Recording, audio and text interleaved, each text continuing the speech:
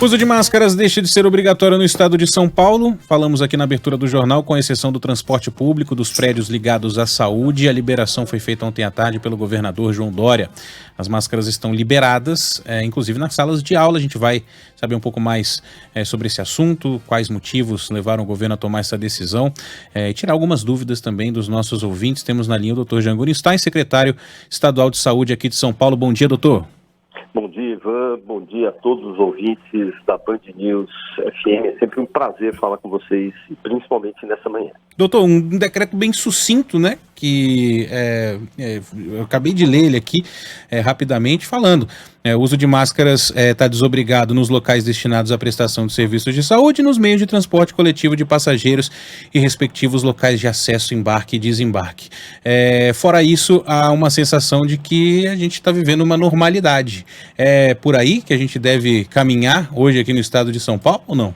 De forma alguma. Nós tanto não deixamos isso de forma expressa, porque nós estamos mantendo obrigatoriedade em locais em que as grandes aglomerações, a dificuldade de distanciamento, de renovação do próprio ar naqueles ambientes possa acontecer, são mantidas como obrigatoriedade. Assim como os hospitais e as unidades de saúde que acolhem pacientes com sintomas respiratórios. Portanto, são nesses locais em que a circulação do vírus passa a ser muito maior, muito mais intensa, portanto, a obrigatoriedade se mantém. Muitas dúvidas dos nossos ouvintes, viu, doutor Jean? Porque tem ouvinte que ficou sem compreender exatamente. Hoje mais cedo eu respondi algumas dessas dúvidas. E uma dúvida muito frequente é: estabelecimentos comerciais privados estão acima desse decreto? Como assim? Não, é porque o decreto ele deixa essa possibilidade de as empresas manterem a exigência das máscaras, é isso, doutor? Sheila, o que nós temos hoje é a desobrigação da utilização das máscaras em ambientes fechados. Quer dizer, já era há 10 dias em ambientes abertos e hoje integra a essa regularização a não obrigatoriedade também nos ambientes fechados, com exceção do transporte e de saúde. E, a partir de então, todas as outras instituições têm autonomia. As universidades, por exemplo, elas têm autonomia. Os estabelecimentos comerciais privados têm a sua autonomia de exigir que os integrantes daquele local assim o façam. Assim como municípios que quiserem ainda manter a utilização das máscaras poderão fazê-lo, mas a desobrigação ela se faz exatamente no momento em que nós temos uma conjunção de fatores esses ligados a uma ampla vacinação. Estamos com mais de 90% da nossa população-alvo, aquela acima de 5 anos, com 2 doses da vacina, portanto uma vacinação completa, já com 75% da nossa população elegível acima de 18 anos para recebimento de dose de reforço, a dose adicional, e também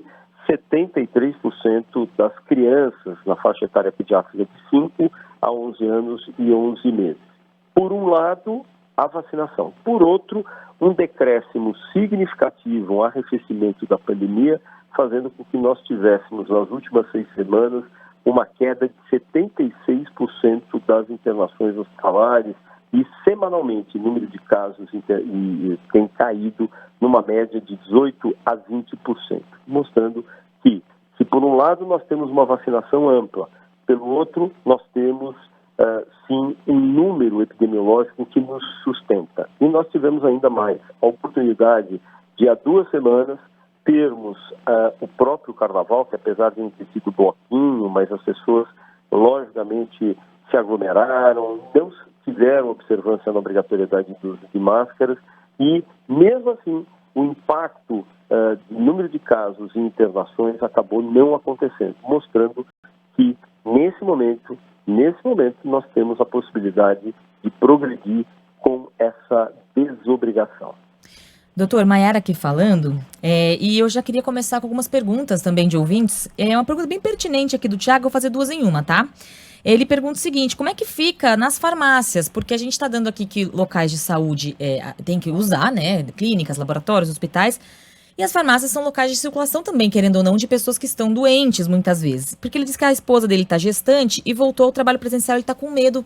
E aí, no caso, também queria falar um pouquinho sobre essa orientação também para gestantes, pessoas com problemas de imunidade que continuem usando também, né, doutor? Então, vamos lá, 2 em 1, é o desafio.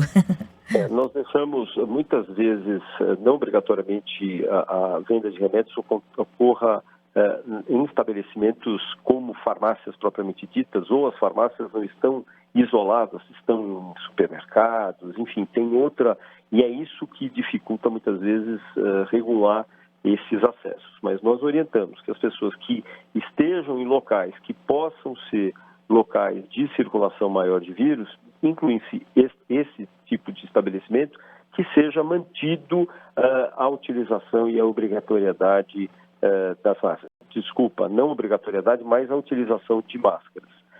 Lembrando que grupos temáticos específicos, então idosos, portadores de doenças crônicas, problemas na sua imunidade, mulheres grávidas ou puérperas, aquelas mulheres que deram à luz nos últimos 45 dias, devem ainda manter a utilização das máscaras nos 2 ambientes, ou seja, ambientes abertos e ambientes fechados, como forma, assim, de garantia de proteção. Então, só para ficar claro, na farmácia não é obrigatório, mas é recomendável. Exatamente. Tá. Inclusive, nós deixamos, o próprio centro de contingência deixou como uma alta recomendação. Aliás, doutor, sobre a nota do comitê científico, né, aí também só uma dúvida pontual mesmo, fala sobre ali a marca de 90% da população elegível com esquema vacinal completo. Esse esquema vacinal completo é considerando 2 ou 3 doses? Não, nós temos as 2 doses e temos a dose adicional. Uhum. Quer dizer, o vacinal completo são as 2 doses, mais a terceira dose, que atingimos 75% da nossa população acima de 18 anos. Perfeito. E aí, a minha pergunta, no decreto também consta que a Secretaria Estadual de Saúde vai ter que editar algumas normas complementares necessárias à execução do decreto. O senhor consegue já adiantar algumas dessas normas? Que normas complementares seriam essas? Pois é, nós estamos discutindo, inclusive, com o próprio comitê científico, algumas obrigatoriedades, por exemplo, de passaportes vacinais para alguns estabelecimentos, shows, entretenimentos, que vem sido exigido. Então, nós estamos criando novas regras e desobrigações. Então, nos próximos dias, estaremos trazendo maiores esclarecimentos a respeito. Aí não é necessariamente em relação ao uso de máscara, mas em relação à pandemia de forma geral.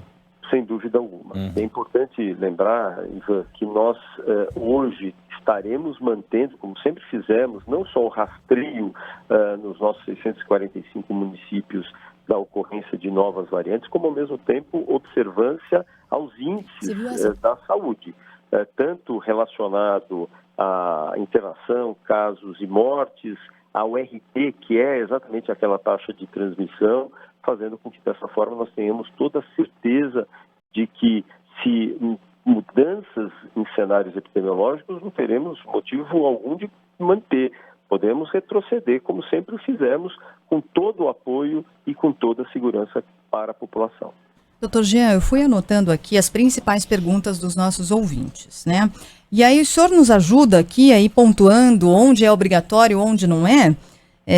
Algumas delas a gente até já falou. Igrejas, muitas perguntas sobre igrejas. Não é obrigatório? Não é obrigatório. Qualquer local de culto religioso não é obrigatório a utilização. A utilização obrigatória está relacionada para transporte público, incluindo as suas áreas de acesso, plataformas, bilheterias, terminais de ônibus, hospitais e unidades de saúde, sejam unidades de pronto atendimento, unidades básicas de saúde. O que se recomenda é que nesses locais onde nós tenhamos um número de pessoas maior, uma aglomeração, sugere-se que as pessoas mantenham a utilização da máscara, mas ela perde a sua obrigatoriedade. Uhum. O mesmo vale para supermercados, academias, cinemas e teatros, elevadores? Vamos lá. eu estou dentro do elevador, estou sozinho, estou sem máscara, de repente entram mais 4 pessoas.